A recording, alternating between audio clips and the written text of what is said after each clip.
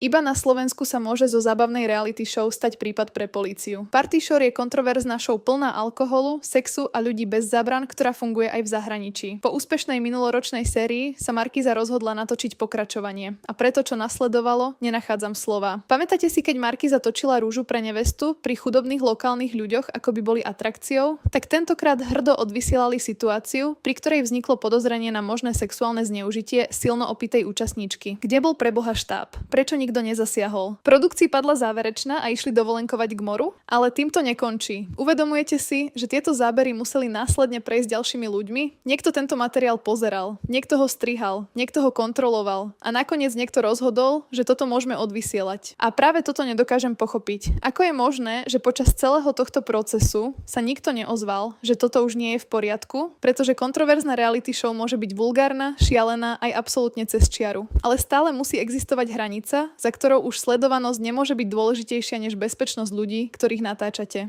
A Party Shore ju tentokrát rozhodne prekročila. Či zlyhal jednotlivec, produkcia alebo celý kontrolný proces, nevieme, ale to, čo sa dostalo na obrazovky, tak za to sa Markíza môže hanbiť. Ja by som chcela ešte povedať k tomu, že je to zahraničný formát, licencovaný formát, ktorý sa robí všade po svete a mám pocit, že my robíme absolútne najmäkšiu verziu zo všetkých tých svetových verzií, akoby takú nejakú najlightovejšiu.